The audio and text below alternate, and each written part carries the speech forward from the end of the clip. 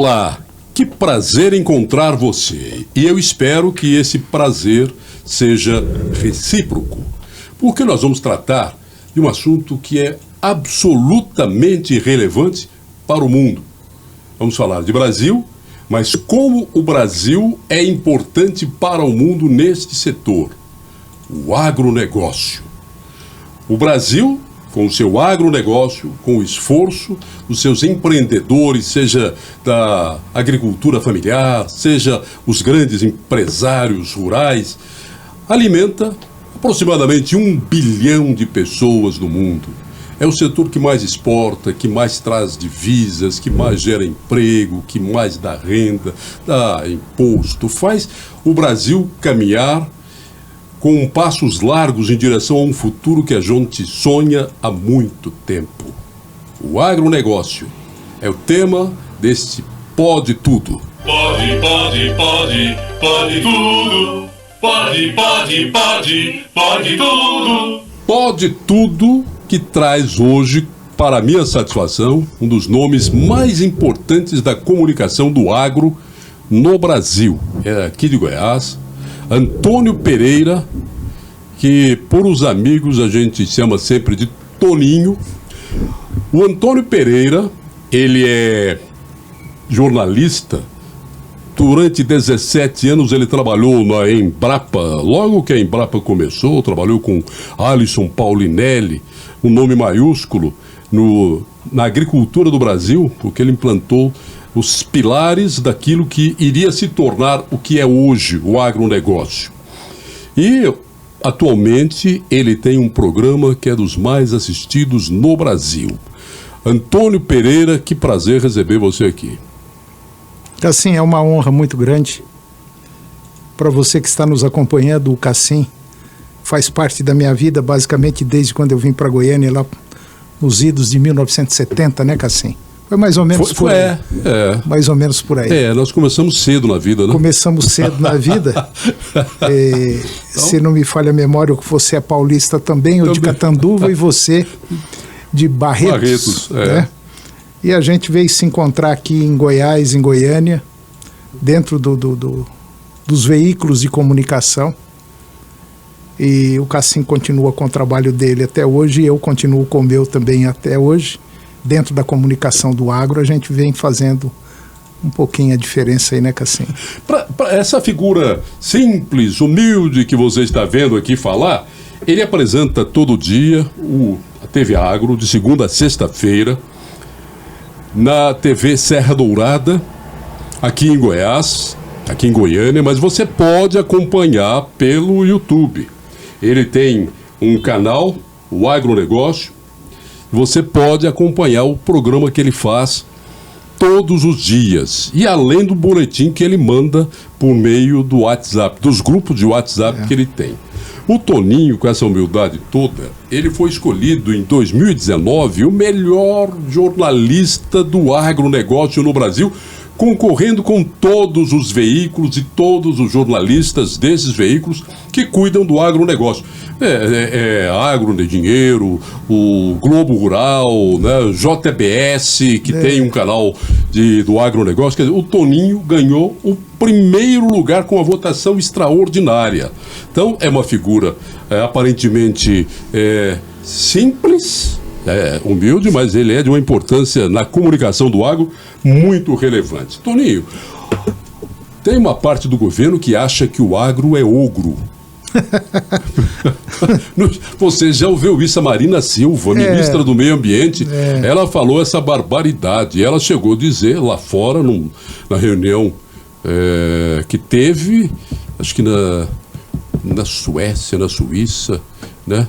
Ela disse: nós temos 120 milhões de famintos do Brasil, né, de miseráveis do Brasil. Quer dizer, uns números assim, para chutar. E ela chamou o agro de ogro. É porque ela não sabe o que é ogro. Deve ser isso. Mas, ou também não sabe o que é agro, né? É o que é agro. Então não sabe uma coisa, não sabe a outra.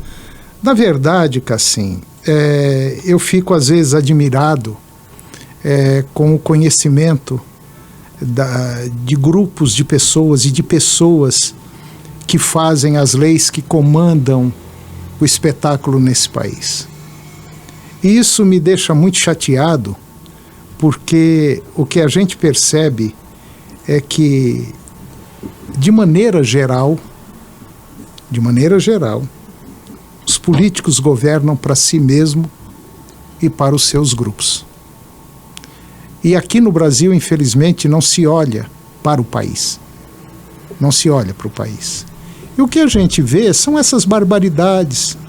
O próprio Lula chamar produtor de caloteiro, agro de fascista, não tem nada a ver a gravata com o pescoço, sabe? São palavras jogadas ao vento que, infelizmente, por uma boa parte, talvez, de brasileiros ignorantes que admiram esse tipo de falácia, parece que está tudo certo. Agora, tem um detalhe. Se nós mexermos no agro, aqui no Brasil, você que está nos acompanhando aí, que está nos ouvindo, vendo nesse momento, você pode ter certeza de uma coisa: o Brasil vai passar fome. E muita gente vai passar fome. Olha uma barbaridade absurda, coisa sem nexo. Na época do Bolsonaro, até o presidente do INPE caiu, na época, quando ele citou um desmatamento na Amazônia, a imprensa caiu babando em cima do governo. Agora nós tivemos em setembro, agosto, setembro, os maiores índices de queimadas da história da Amazônia foi agora, no atual governo. Você ouviu alguém falar alguma coisa? Nem o pessoal de fora, né? Sabe, nem o pessoal de fora. Então a gente percebe, pelo menos eu percebo, com todo respeito, assim, aos sérios, você está uma cambada de vagabundo, sabe? Que não leva a coisa séria e não quer levar a coisa séria. Nós temos aí o agro dando segurança para uma série de países no mundo. Hoje o Brasil exporta para quase 200 países. O Brasil hoje é considerado, por isso que muita gente bate nele, o Brasil hoje é considerado assim, o supermercado do mundo. Assim como é a China na área da tecnologia, nós temos a nossa China Brasil aqui na área da alimentação. Agora, eu não entendo por que essa briga, essa jogar um contra o outro, agricultura familiar com agricultura empresarial, os grandes empresários. Caramba, se o Brasil está do jeito que está, foi graças ao pequeno, médio e grande. Hoje, basicamente, o trigo, o pão que a gente come, o macarrão, vem de médios produtores, de pequenos produtores. Os suínos, as aves, que alimenta o brasileiro, vem de pequenos produtores. Agora, para que ter essa divisão? Isso só causa problema, e problema sério. Mas, infelizmente, parece que gostam de comparativos pesados, pejorando uma coisa com a outra, e não leva a nada. Tá. Você estava falando sobre os grandes produtores, e há uma grande dificuldade, porque eles trabalham aquilo que eles chamam de indústria a céu aberto. Sim. É uma atividade de muito risco. Não, de risco total. Total, né? Total. Porque eles fazem grandes investimentos, parte do que eles usam para produzir é importada em dólar, o que eles exportam é em dólar, mas se há um problema cambial, o que eles exportam e recebem, às vezes, não consegue comprar o que eles vão usar na próxima safra. É isso mesmo. Que tipo de apoio eles recebem? Eu vi há pouco tempo, foi lançado aí, o governo até fez propaganda, qualquer coisinha vira motivo de propaganda, o plano safra. Há uma satisfação com o que está sendo oferecido? Não. Não. Não. Ô Cassim, eu vou continuar batendo nessa tecla, sei lá até por quantos anos, não sei ainda. Mas o agro, ele tinha que ser um setor livre, desimpedido. Vamos começar do meio ambiente, que eu vou chegar onde você está querendo. Vai ser rapidinho. Hoje, se você pegar qualquer produtor, ele tem o conhecimento do que é o meio ambiente e o que tem que fazer para produzir.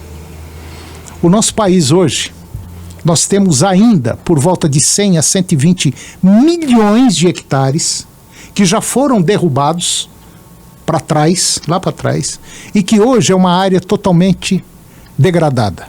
Essa área precisa ser recuperada. Se a gente conseguir recuperar esses 100 milhões de hectares, nós não precisamos derrubar uma árvore sequer, nenhuma, para poder abastecer metade da população do mundo.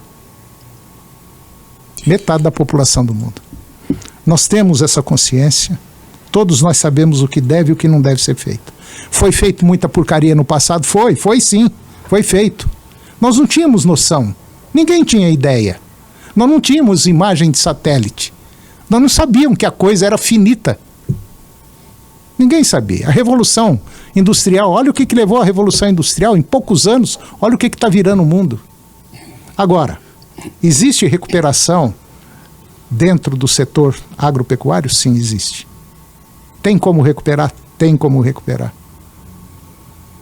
Agora, quando a gente fala o grande produtor, que é basicamente o responsável pelas grandes exportações, pela quantidade enorme de divisas que entram aqui no país, ele também é um setor de risco total, porque é uma atividade a céu aberto. Olha o que está acontecendo agora, nesse momento. Todo mundo sabe que o plantio da safra 2023, que vai ser plantado em 2023 e colhido em 2024, tem que ser plantado até por volta do dia 15 de novembro. Mas 15 já é o limite do limite do limite. Por quê? Porque planta-se, de maneira geral, soja até o dia 10, 15 de novembro, espera-se 90 dias, 120 dias, colhe-se a soja e planta-se a safra de milho, que vai pegar um pedaço da seca. Bom, é assim que o Brasil cresceu, é assim que o Brasil explodiu. Agora, se nós atrasarmos o plantio da soja, vai complicar o plantio do milho. Ah, mas milho, eu não como milho. Come. Quando você dá uma mordida num peito de um frango hoje, na coxa de um frango, você está mordendo, 70% é milho, 30% é soja. Entendeu? O leite, a mesma coisa. A carne bovina, a mesma coisa.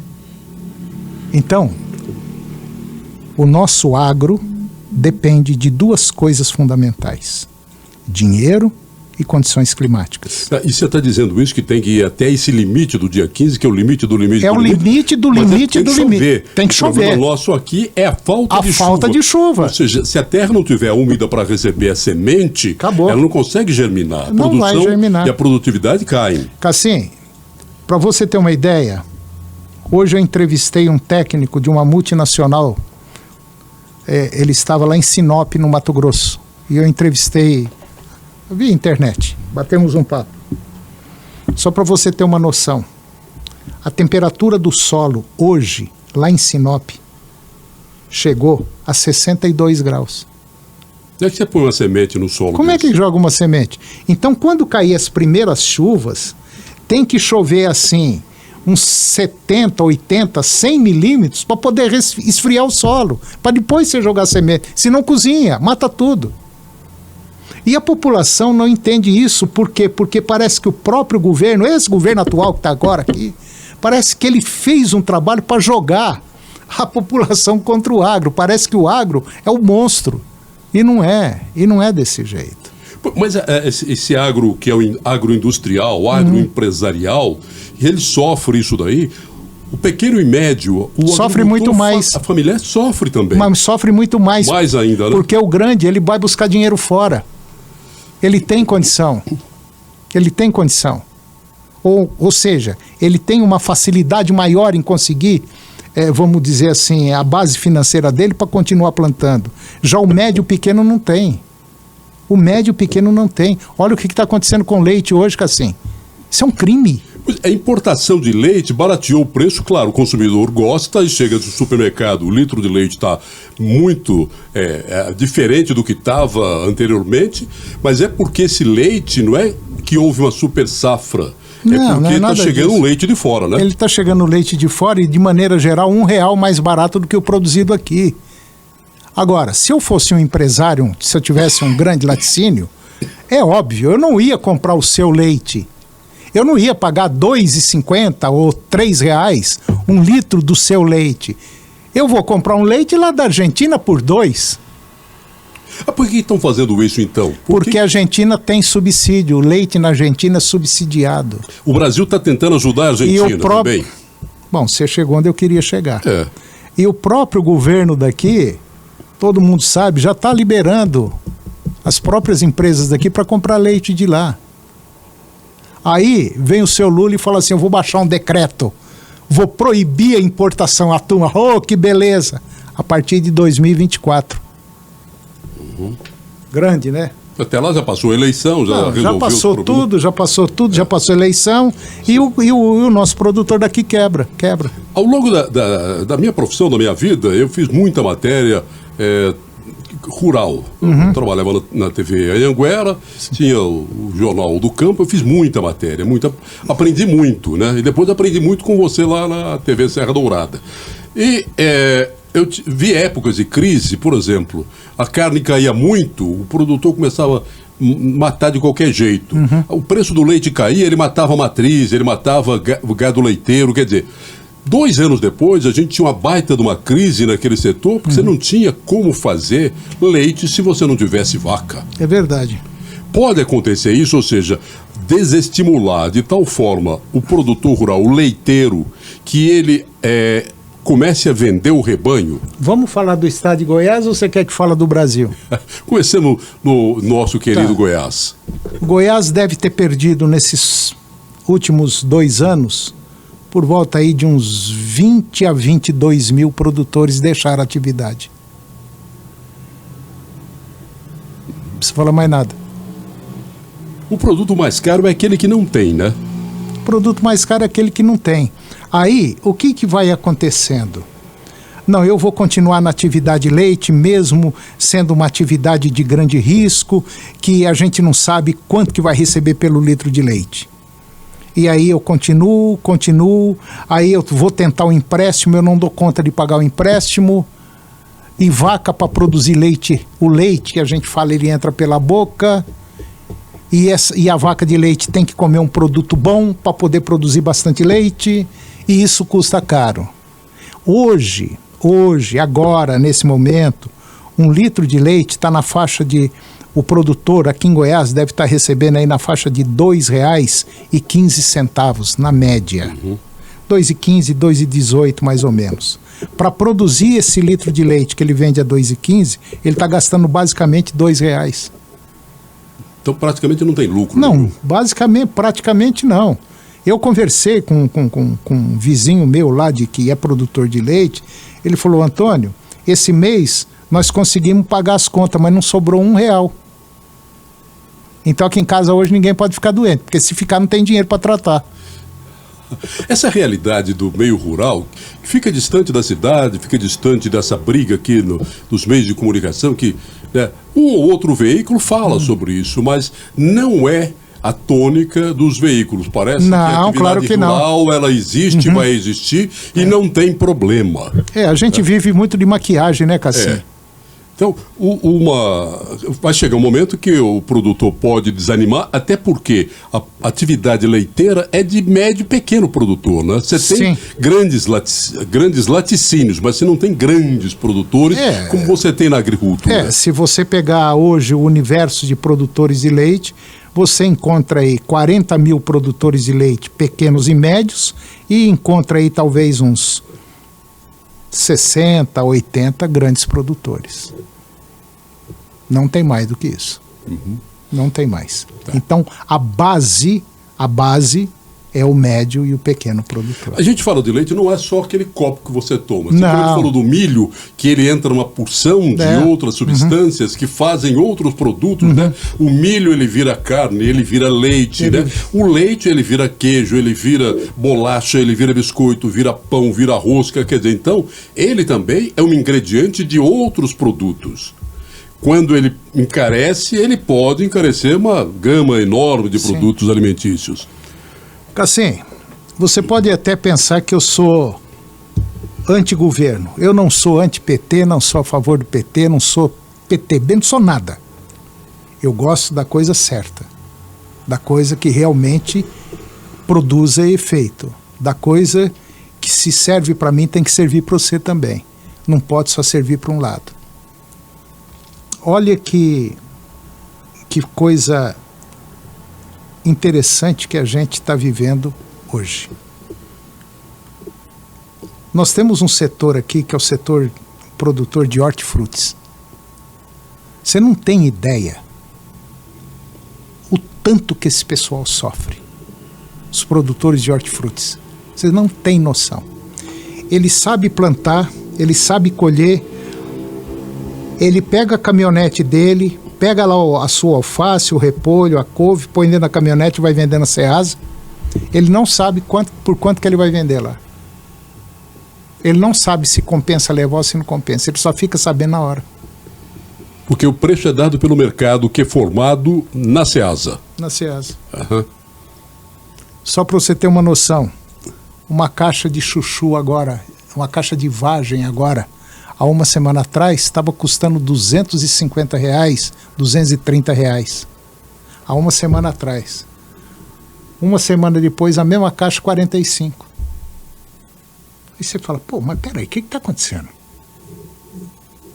Ninguém tem domínio sobre mercado. Nem o agro tem, nem governo tem, ninguém tem. O mercado se autorregula, ou ele sobe ou ele desce. É a demanda, é ou tem ou não tem. E tem produtor que eu já ouvi ele dizer, olha, é melhor chegar, deixar lá o produto. Deixa estragar, joga fora. Deixa aí, porque não compensa levar. O combustível que eu gasto, não compensa. A mão de obra que eu gasto para colher, não compensa o preço que eu vou conseguir lá. Isso né? é muito comum. Muito comum. É, né? E muita gente hoje está tirando leite para não deixar o leite represado na vaca, porque dá doença na vaca. Então ele tira o leite, deixa lá, o caminhão vem, pega, não está compensando. Infelizmente. O Brasil está passando por uma situação delicada. E eu vou ser muito franco para você. Eu culpo, na maioria das vezes, a própria condição do governo. Por quê? Por volta de 25% a 30% da carne bovina que é produzida no Brasil vai para fora, vai para o exterior. O resto fica aqui. E assim é frango, é suíno.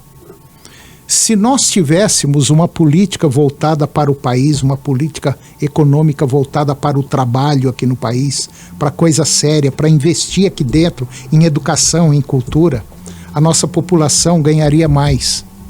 O nosso país desenvolvido gera e gira mais dinheiro aqui dentro. Aí nós temos condição de consumir muito mais carne, muito mais leite. Se você pegar os levantamentos que tem, assim, volta e meia aí despenca o consumo de queijo, de leite. Por quê? Porque o preço está alto. Será que é o preço que está alto? Não, é o cara que está ganhando pouco. Assim, se você colocar R$1.320 no bolso hoje para passar um mês, você sozinho, solteiro, cara, olha lá que vai chegar lá pro dia 20 e você não tem mais um centavo. Que é o salário mínimo. Salário mínimo. E todo mundo sabe. Isso não sou eu que estou falando, não. Quem está falando é o DIEESE. O salário mínimo hoje para uma família de 4 pessoas, tinha que ser no mínimo, R$ 6.400. Essa é uma luta que vem há tanto tempo, né? Essa luta é eterna, Cassim. Nunca muda. Nunca muda. O salário mínimo continua sendo o mínimo do mínimo. E você tem... É vergonhoso. O problema todo do Brasil, eu sempre falo isso, nós temos um problema sério que o governo, todos os governos, esse, o outro, o governo é muito caro. E esse ficou mais caro ainda com 38 ministérios. Então o governo é uma coisa muito cara. Você tem hoje os ministros do Supremo. O nosso Supremo é o mais caro do mundo. O nosso Supremo é o mais caro do mundo. Então você imagina quanto custa ali o que tem de mordomia. Nosso Congresso Nacional, o que eles têm de benefício, as câmaras municipais, as assembleias legislativas. Agora esse presidente da Assembleia Legislativa daqui deu 41 caminhonetes para cada um dos parlamentares. Quer dizer, dinheiro de quem? Dinheiro nosso. Então, como o governo custa caro, ele tem que recolher muito para ele. Sobra muito pouco para a gente ter para consumir, não? Aí, pau na cabeça do agro. Agro. Aí o agro é que desmata. É comida, né? O agro é que desmata, o agro é que põe fogo, o agro é que cria problema. E aí você vem, não, vamos dar aí 6.000 hectares para uma reserva indígena lá no Mato Grosso, vamos. Qual é o grupo de índios que tem para receber isso aí? 60 índios. Pô, bicho, peraí, caramba. Peraí, tá errado. 60 índios para 6.000 hectares. Tá errado. Peraí. Não tenho nada contra o índio, não. Eu acho que a gente tem que ter respeito a eles, sim. Mas peraí, será que eles vão utilizar isso de que forma? Então, as coisas aqui, parece que... Se desculpa a franqueza, mas não é levado a sério, Cassim. Aqui tudo está indo assim... A população também não cobra. É uma população que deixa as coisas ir acontecendo. Nós, de maneira geral, parece que nós estamos querendo alguém que seja um mágico, que bate a varinha e conserta tudo. E não é por aí o caminho. Você falou aí a respeito dessa crítica permanente contra o agronegócio. Porque sempre falar agronegócio dá a impressão que é o grande empresário, sendo que o agricultor familiar é agronegócio. Mas também, ele vive daquilo, agro. Né? E lá fora, quer dizer, eu digo lá fora sim, os países que importam os nossos produtos, né, nós exportamos, eles importam, eles fazem muitas exigências com o cuidado que a gente deve ter com o meio ambiente, como se o agricultor daqui, se o empresário daqui já não tivesse esse cuidado. A França, principalmente, é muito comum o governo francês subsidiar produtores rurais de lá que não conseguem a mesma produtividade do produtor brasileiro. Então, às vezes, eles recebem para não produzir, que fica muito mais barato do que produzir e ter que comprar por um preço maior. Então, eles exigem muito da gente porque a nossa competitividade é muito grande lá fora. A gente incomoda, Cassim. Incomoda. Incomoda muito. Por que a gente incomoda muito? Porque água e comida é a base da sobrevivência da humanidade, Cassim. Só por isso. Água e comida é muito melhor do que bomba, do que drone, do que canhão, Agora, todo mundo sabe disso. Agora, o Brasil é a última fronteira de produção agrícola do planeta. É o nosso país. Alguns países que estão na mesma faixa tropical do Brasil, lá para o lado da África, mas é coisa pequenininha, coisa insignificante, que já está na mão de árabes, japoneses, e, né? Os caras sabem que lá a coisa lá é a mesma condição edafoclimática do Brasil aqui. Mas só que o nosso país aqui, nós temos muito, como eu já falei aqui, nós temos muita coisa. Nós temos esses 120 milhões de hectares. Só isso daí, Cassim, é o suficiente para dobrar, para quadruplicar, quintuplicar a nossa produção. Sem precisar desmatar mais nada. Sem precisar desmatar mais nada. Larga a Amazônia lá do jeito que está. O Brasil, ele é muito pródigo em atender reivindicações dos compradores externos. Eles querem o boi certificado, desde que nasce o bezerro ele recebe um chip e ele é rastreado até a carne ser exportada. Quer dizer, nós cuidamos, ele não pode vir de área desmatada, não pode ter doença. E outra coisa que é nós temos um mercado halal, que é chamado halal, que é aquele mercado que manda produtos bovinos para o Oriente Médio. Ele tem que ser, o boi tem que ser abatido dentro de um ritual islâmico. Então, quer dizer, o produtor daqui, o frigorífico daqui, atende essas reivindicações. Nós nos preocupamos em como estamos mandando o alimento para fora. Você sabia que o Brasil é o maior produtor de alimentos halal do mundo? O Brasil, né? É. Uhum. Só para você ter uma noção, eu participei de um evento agora. O mundo halal, ele está na faixa de 5 a 6 trilhões de dólares. Dentro de mais 10, 15 anos, de cada 5 pessoas no mundo, 3 serão muçulmanos. A França é o país que mais tem muçulmano no mundo. Que países de fora... Tá. O mercado halal não é só carne e comida. É turismo halal, remédio halal, cosmético, que mais? Roupas halal, e mais um monte de coisas aí, que é o mundo halal. Eu estou te falando isso porque eu tenho esse conhecimento, que eu convivo muito com esse pessoal aqui, muito. Tanto é que nós estamos conseguindo agora, já tivemos 2 reuniões, nós estamos trazendo aqui para Goiás uma subsidiária do mercado halal. Puxa. São produtos que devem ser produzidos dentro de todos os ditames do islamismo. Do islamismo. Halal, na verdade, significa livre. Livre. Então tem que ser um produto limpo, livre, dentro dos preceitos islâmicos, produzidos dentro dos preceitos islâmicos. Se for produzido, acabou. E nós estamos com a faca, o queijo, a boca aberta. Alguém espetou e está falando, cara, abre mais a boca, morde, agora morde. E parece que ninguém está vendo isso aí.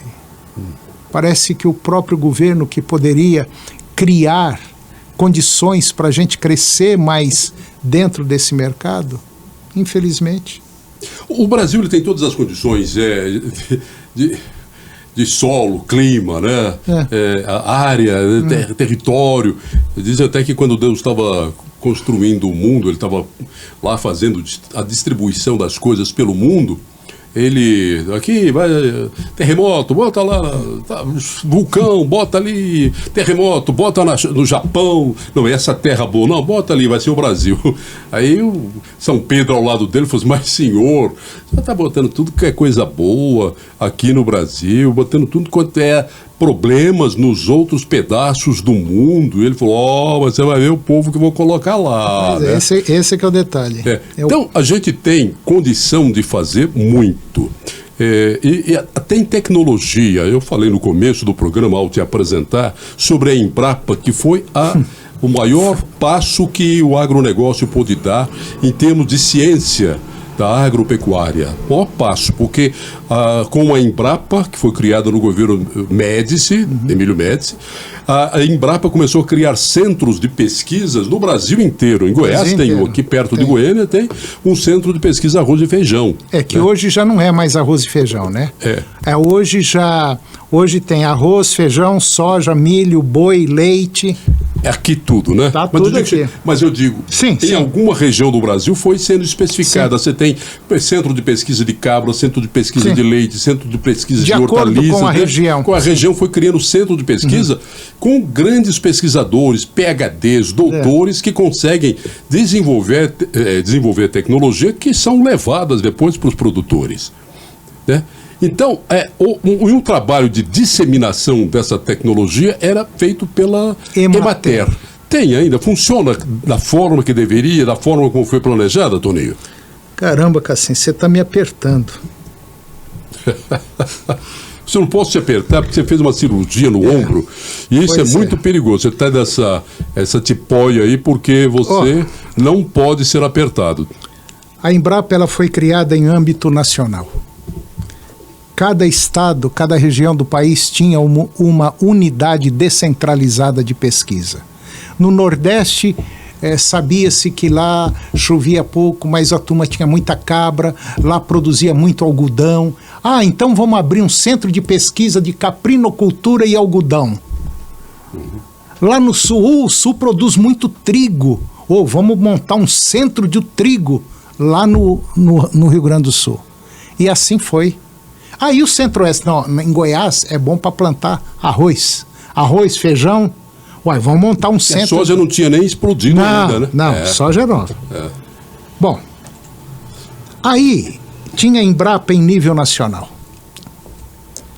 Aí surgiram as empresas estaduais de pesquisa, que lá em Minas chama EPAMIG, no Mato Grosso chama EMPAER, em Goiás chamava Engopa, cujo governador Maguito Vilela, que Deus o tenha e o perdoe por ter acabado com a Engopa. A Engopa foi considerada um dos maiores centros de pesquisas estaduais do Brasil.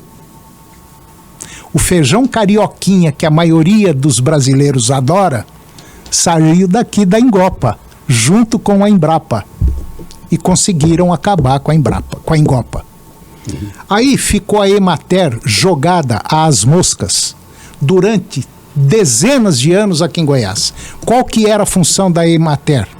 A Emater, ela via as dificuldades do produtor rural, detectava as dificuldades, pegava essas dificuldades, levava para a Engopa, que era a empresa de pesquisa goiana, agropecuária goiana.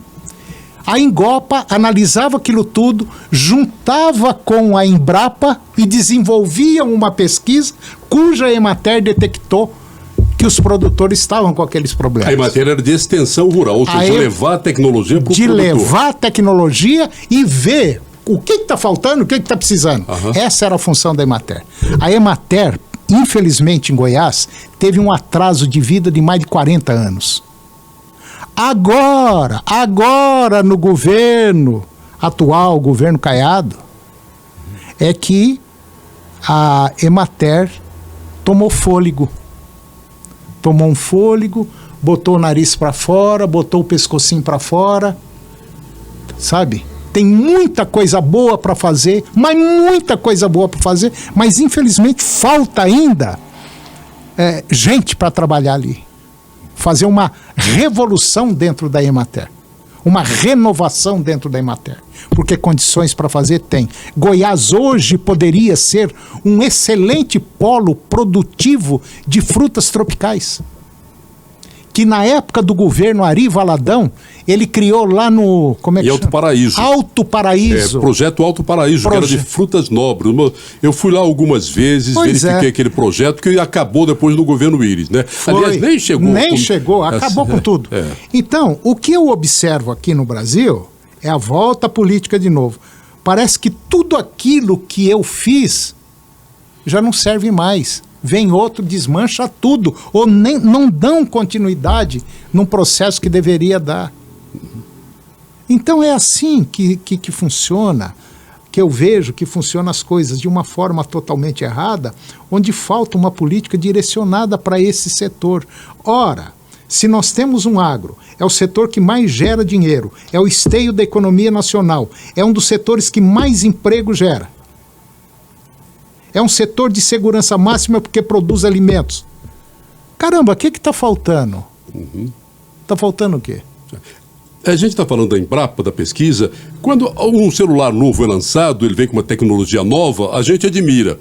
Só que as coisas que acontecem no campo em termos de tecnologia, elas são mais complicadas um pouco porque elas não conseguem ser acessíveis às pessoas de modo geral. Mas eu me lembro que era comum o agricultor fazer um trabalho, ele ia plantar. Aí ele tinha colhido, Aí ele limpava o terreno dele, Sim. enleirava tudo, Punha botava fogo. Eu me lembro de um pesquisador aqui, da Emater, o João Klutkowski, né, que desenvolveu uma tecnologia que era plantio direto. Isso transformou foi uma revolução, quer dizer, era uma tecnologia nova, porque ele pesquisou muito para saber como mantinha a umidade do solo, a profundidade das raízes e a produtividade que a lavoura dava quando mantinha os restos da colheita anterior. Cassim, rapidamente deixa eu te contar. Eu me considero uma pessoa muito privilegiada. Eu trabalhei com o João Klutkowski, João K.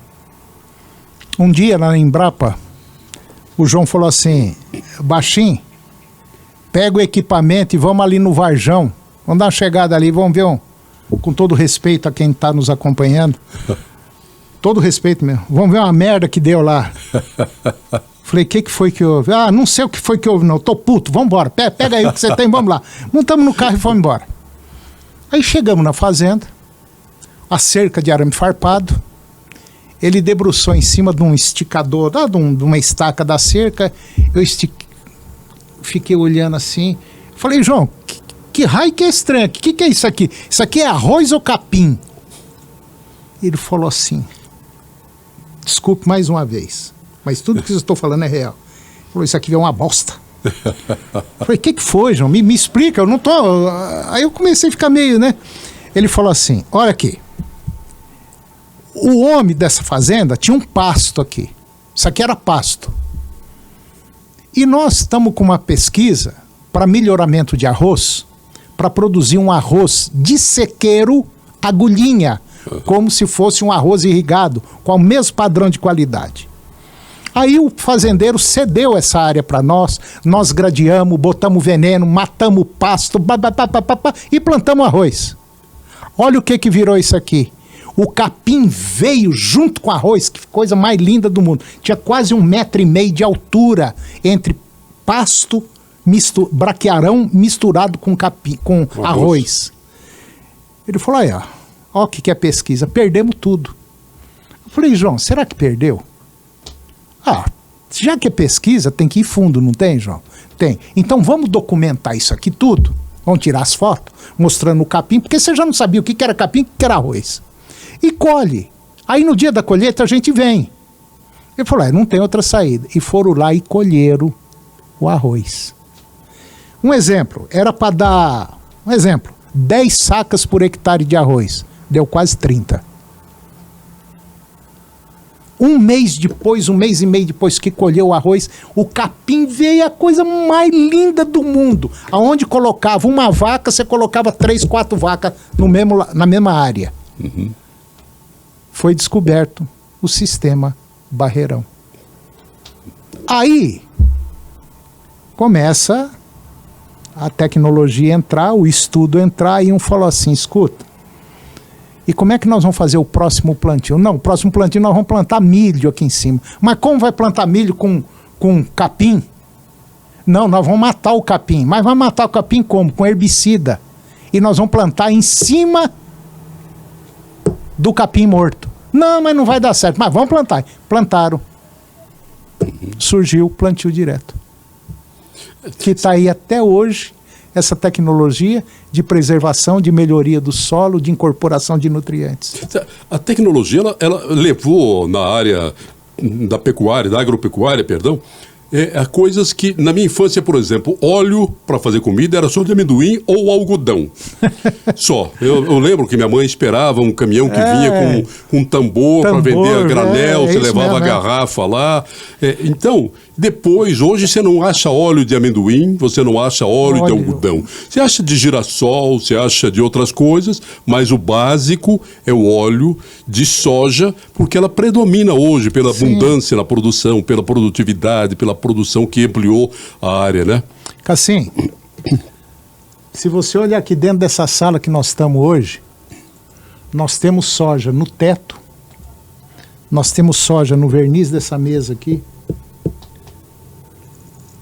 e nós temos soja aqui no papel.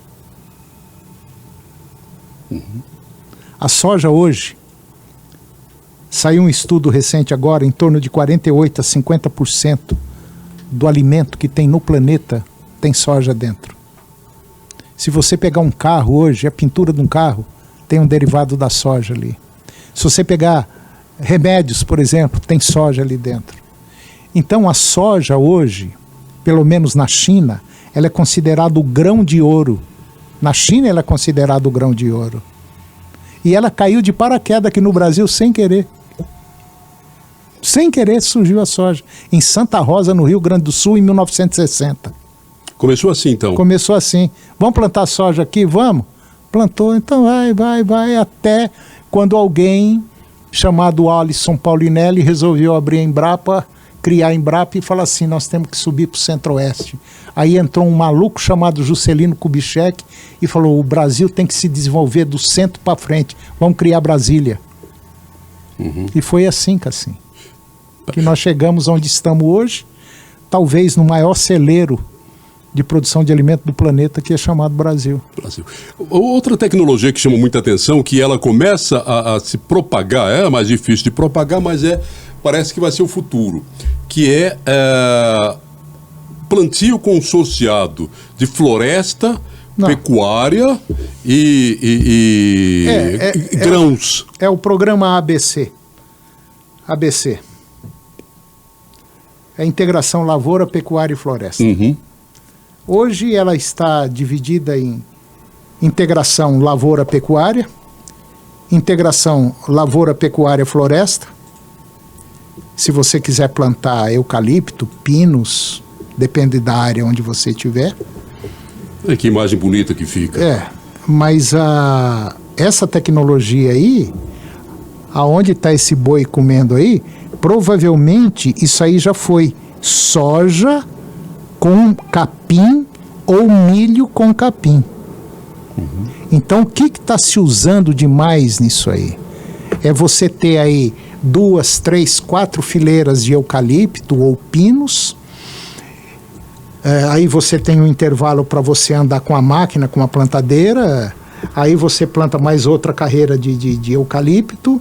E o que você pode colocar aí no meio? Você pode colocar no meio, na época correta, outubro, novembro, soja. Colhe a soja, planta milho com capim. Aí você tem então a madeira, a soja, o milho, o capim e o boi. Tudo na mesma área. Tudo numa mesma área. E você está fazendo uma baita de uma reforma no solo. Você está incorporando matéria orgânica no solo, sendo que você depois não precisa nem passar grade, arado, nada. Basta você matar o capim com herbicida, o capim secou, você já entra com a soja de novo em cima. Principalmente nos meios artísticos, que são desinformados nesta questão agropecuária. Em gênero, número e grau.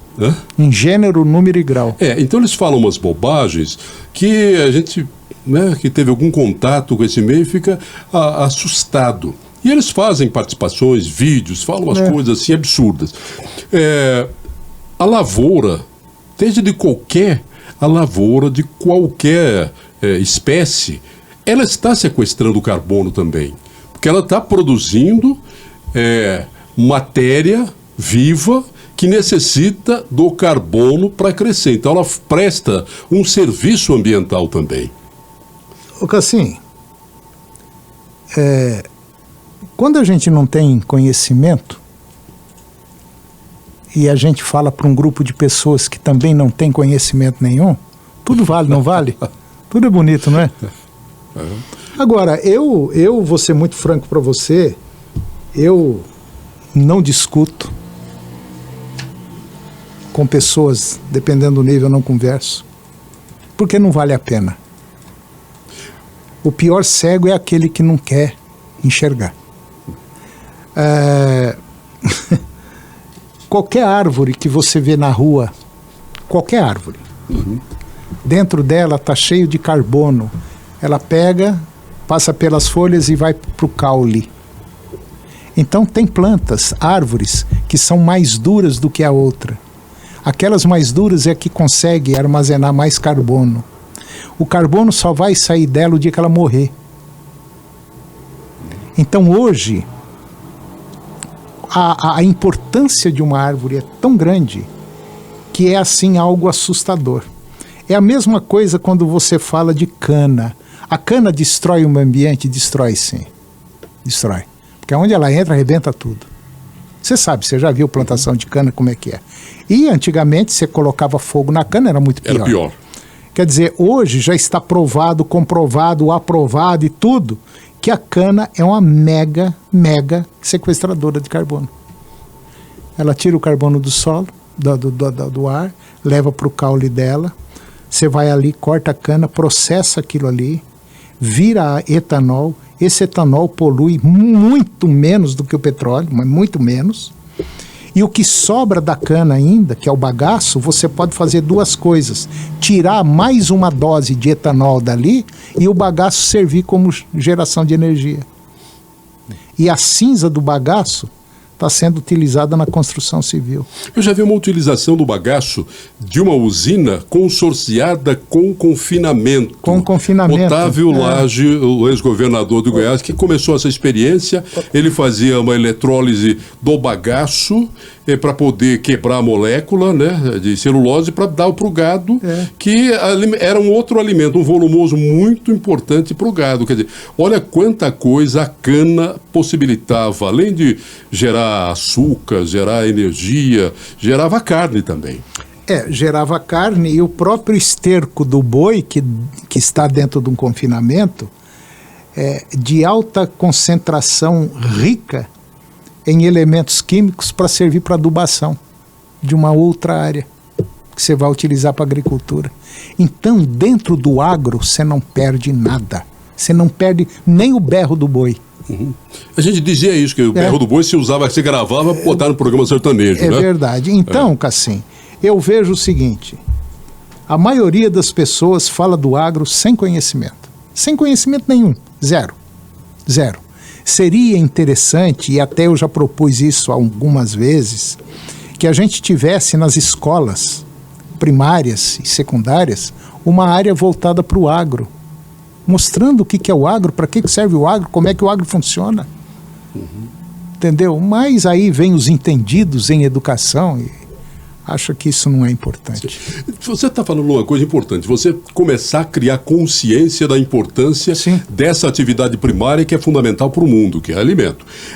Como é que está o mercado de trabalho para quem se formou nessa área? Veterinário, agrônomo, né? Técnicos de modo geral. Assim, para quem quer trabalhar não falta emprego. Não, né? Não.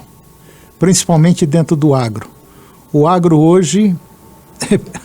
Incrível, né? Parece que você leu tudo aquilo que eu tô falando. Saiu agora na semana passada um levantamento feito por um instituto de pesquisa falando do emprego no agro.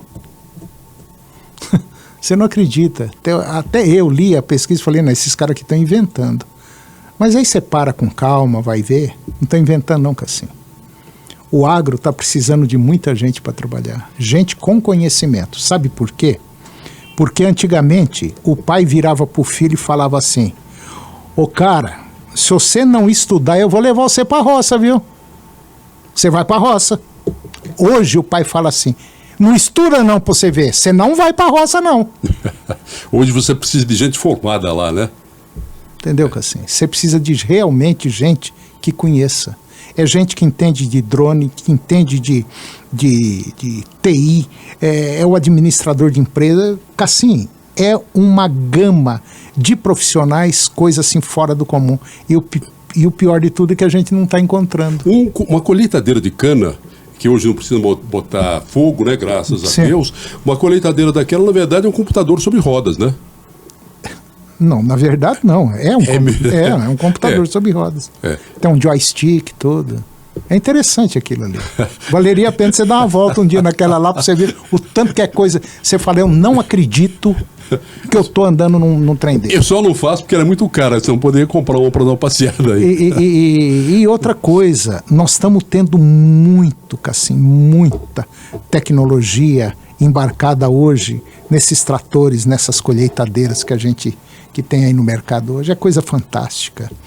Você pega, por exemplo, a geração de energia hoje. O Brasil, a hora que quiser que a gente tiver uma política prontinha, nós vamos ser o maior produtor de energia do planeta através de hidrogênio verde. Aqui em Tumbiara já tem. Os caras produzindo hidrogênio verde ali no Rio Paranaíba. O governo de São Paulo, ele tem uma experiência lá, está fazendo estão fazendo. Abastecer a frota de veículos de transporte coletivo. Você quer ver, Cassim? Nós temos tantas coisas básicas que poderiam estar sendo feitas aqui em Goiânia, aqui em Aparecida, Anápolis. Vamos pegar o lixo, esse lixo que nós produzimos, que poderia estar gerando energia e gerando fertilizante, Cassim. Imagine Goiânia, Aparecida e Anápolis, o que não gera de energia. Agora, infelizmente... As grandes empresas rurais, elas fazem esse reaproveitamento? Claro que faz. Fazem, né? Claro, você pega a JBS. A JBS, ela tem, basicamente, em todos os frigoríficos dela, ela tem um biodigestor. Aqui em Mozarlândia, só o biodigestor dela gera, ou melhor, produz 180 botijão de 13 quilos cada um por dia. É os restos do bovino que ia jogar fora, que ia pro rio, que ia virar lixo. Tá lá no biodigestor. E o que sobra do biodigestor vira adubo. Uma discussão que está tendo, o Congresso votou, o presidente Luiz Inácio vetou, esse marco temporal que gera uma instabilidade no campo. Mão na cabeça significa alguma coisa, né, doutor Antônio Pereira? Significa, Cassim. Significa o seguinte, é muito simples, você tem uma área lá de 500 hectares, você lutou durante muitos anos para ter aquela área, está produzindo, aí vai chegar alguém com a caneta, assina, e falou, seu Cassim, a partir da semana que vem essa área aqui é indígena. Oh, mas peraí, mas eu gastei dinheiro, eu vim de longe, eu produzi isso aqui, eu estou gerando emprego, eu estou gerando dinheiro, eu estou fazendo isso. Mas isso aqui é uma reserva indígena. O senhor vai ter que sair. Tá certo? E esse sentimento está entre os produtores, os proprietários rurais? Aí é que está o negócio, né, Cassim? Ninguém está mais engolindo isso aí. E eu acho que o governo vai dar um tiro no pé e vai jogar índio contra produtor, como já tem, né? Nós estamos cansados de ver aqui, recentemente, aqui no Mato Grosso, Pará, a invasão indígena, né? Invasão indígena em propriedades rurais. Agora está acontecendo isso aí. Isso é claro que eu seria numa visão muito pessimista. Poderia haver desestímulo a quem produz? Ué, Cassim, você tem uma empresa hoje. Você está brigando com ela há muito tempo. Acredito eu que esteja brigando com ela há muito tempo para poder manter ela viva, em pé. Agora, se tiver 3, 4, 5 caras puxando você para trás, Cassim, vai chegar uma hora que você vai falar, eu não aguento mais, pô. Vou ter que parar. Outro dia eu vi uma informação que fiquei até chocado com ela, que não há um controle sobre o quanto de estrangeiros detêm pedaços do solo brasileiro. Quer dizer, não se sabe ainda com certeza quantos são os estrangeiros e qual é a área que está em posse deles. Isso é preocupante também, de alguma forma, se não houver um controle, né? Não é? A gente, se você pegar as grandes empresas do agro, tem dedo estrangeiro por trás. E muita gente. Agora, talvez esteja aí o grande problema que muita gente fala, pois é, o agro tem que ser o pequeno produtor, nós temos que voltar a plantar na época da matraca, para acabar com os grandes. Porque, na verdade, que assim, você pegar a SLC, por exemplo, a SLC, que é uma mega ultra fazenda, produtora de algodão, de soja, de milho, a SLC é americana. Se você for aqui para Barreiras, na Bahia, nós temos lá um grande grupo chinês, que é considerado talvez um dos maiores produtores de óleo no mundo. E por aí vai. Então, e aquilo que a gente não sabe? E essa região do Matopiba aí, que está entrando gente pra caramba, assim. Então, às vezes, muitos investidores, eles vão às vezes até te procurar e falar que assim, se você estiver precisando de dinheiro, vamos investir aí na sua fazenda, nós temos dinheiro. A China, por exemplo, a China, se não me falha a memória, o ano passado, foram 58 bilhões de dólares para dentro do agro brasileiro. Eu tenho um sítio aqui em Goiás, eu não vi um pedaço desse dinheiro, não chegou nenhum chinês. Não chegou não, né? Não, no meu pedaço não. Só explicando para quem não tem muita familiaridade com essas questões do meio rural, você falou uma sigla aí, né? Matopiba, que é Mato Grosso, Piauí, Não. Maranhão, Piauí, Bahia e Tocantins, né? Matopiba. Né? Então, que é uma região que tem uma característica bem semelhante. Pensaram até mesmo em fazer um outro estado ali, né? Foi. Pegar um pedacinho de cada um e fazer um outro estado. Foi. E eu acho o seguinte, que não era uma má ideia não, viu? Não, né? Não, são territórios tão grandes, né? São territórios grandes, inclusive existe já há alguns anos. Pode ter muita gente contra mim aí, mas não tem problema não. Existe aí já há algum tempo pessoal querendo separar do Brasil, né? Rio Grande do Sul, Santa Catarina, Paraná, né? Já há algum tempo, você sabe disso. Tem muita gente e eu sou a favor. Porque... Tiveram uma revolução lá para poder fazer uma independência. Foi, só que não deu certo. Graças a Deus que não aconteceu nada, né? Continuamos com integralmente, né? Com integralmente e continuamos aí amargando aí, na minha visão, uma situação que poderia ser muito diferente para o nosso país, né, Cassim? Você acha que o agronegócio, a força do agronegócio, desdenhosamente eles chamam boa parte da imprensa, boa ou má parte da imprensa, né? A parte grande da imprensa chamam aquele grupo de deputados que defendem o agronegócio. Frente Parlamentar da Agropecuária. Da agropecuária. Mas então, eles chamam da bala, do grão. Eles misturam tudo como se fosse uma coisa só, num tom pejorativo. Verdade. Qual que é o peso que tem hoje no Congresso os produtores rurais, aqueles que defendem o agronegócio? Eu acho que quem defende mesmo é muito pouca gente. Eu tenho quase certeza absoluta que quem defende é muito pouca gente. Você quer ver um detalhe? Vamos pegar esse fato do leite que está acontecendo aí agora. Se tivesse peso mesmo, se tivesse aquele negócio roxo, a turma falava, a partir de hoje não entra mais leite do Uruguai, da Argentina, do Paraguai, aqui no Brasil. A partir de hoje, não passa mais na fronteira. Por quê? Porque está prejudicando o nosso setor. Vamos dar um incentivo para a indústria, ela vai comprar o leite brasileiro, o imposto que ela deveria pagar, se ela vai pagar 10, ela só vai pagar 5 para poder compensar. Mas nós temos um acordo com o Mercosul. Tudo bem, tem um acordo. Quer dizer que eles podem ficar numa boa e eu posso me ferrar? Agora, ninguém teve essa força. Reúne, e como diz o peão, sunga a sessão. Então, Cassim, o que eu vejo é o seguinte, eu acho que tem muito mais falatório do que ação. Eu acho, na minha visão, falta ação.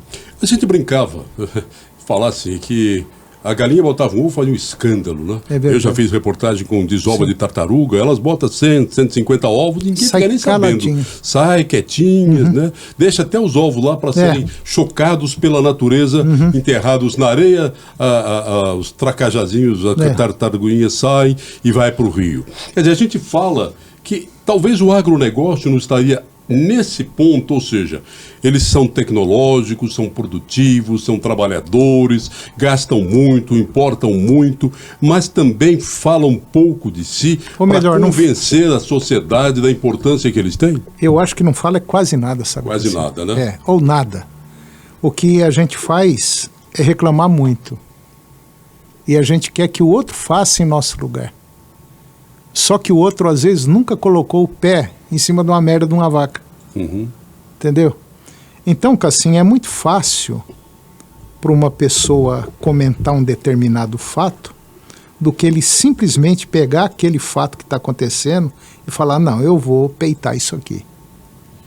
Então, o que eu vejo é que nós, brasileiros, de maneira geral, nós não exigimos nada. Nós só falamos, Cassim, só reclamamos. Para reclamar, e principalmente depois que inventaram essa tal de internet com grupo de WhatsApp, aí ficou pior. Todo mundo mete pau, todo mundo é valente. Só que eu acho que nós estamos precisando regaçar as mangas. Eu disse outro dia, e eu quase apanhei numa reunião. Eu falei pro pessoal, vocês querem consertar o Brasil? Em 3 meses? Coisa mais fácil que tem. Não, como é fácil? Não, é difícil. Não, eu sei que é difícil, mas do meu jeito acho que fica mais fácil. Manda os caminhoneiros parar e fala para os produtores rurais, nós não vamos mais produzir durante uma safra. Para o Brasil. Pronto. Quebra. A gente vê algumas imagens de vez em quando. Mas não é isso que a gente quer. Claro, a gente não quer isso. Claro. Mas eu digo, ainda na linha do seu raciocínio, que produtores franceses de vez em quando colocam ovelha nas ruas de Paris. Mete trator lá debaixo da Torre Eiffel. Então eles fazem algumas coisas para ganhar visibilidade e reivindicar, pressiona. Aliás, a França tem tradição de protesto, né?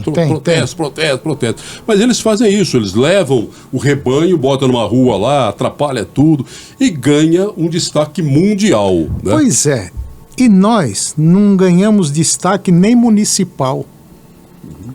Por quê? Porque nós não sabemos fazer isso, Cassim. Nós não somos politizados. Eu me lembro uma vez, quando o Lula foi candidato a primeira vez a presidente da República, você sabe o que ele falou? Ele falou assim, companheiro, nós temos que exigir.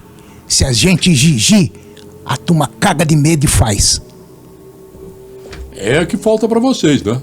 Produtores rurais. Eu digo você porque eu incluo você pela aquela seu latifúndio de 10 alqueires que você tem ali. 10 alqueires. Pois é, Cassim. Então, o que eu acho que está faltando é essa força que não tem. Não adianta, Cassim, eu não posso ficar dependendo de você não, a vida inteira. Eu tenho que ter a minha vida, eu tenho que tocar o meu projeto. Agora, de maneira geral, eu acho que o povo brasileiro, o que ele quer mesmo, na verdade, é aquilo que eu falei, ele quer um sujeito que chega, bate a varinha e resolve a vida dele. E nós não vamos conseguir. Como isso não vai acontecer, né? Como isso não vai acontecer, então o que nós temos que fazer? É partir para as cabeças, pôr fogo, quebrar? Não, não é isso. É simplesmente falar, vamos conversar sério agora?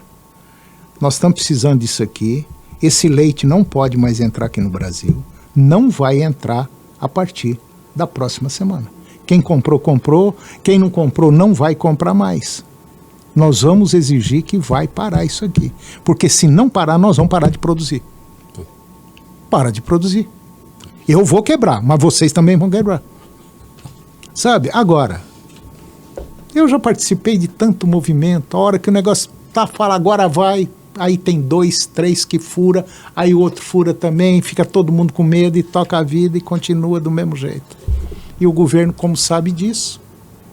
Espera, né? Espera. O produtor do leite, ele precisa do leite tirar todo dia por conta da sanidade do animal dele, do rebanho dele, mas é porque ele precisa do dinheiro todo dia também, né?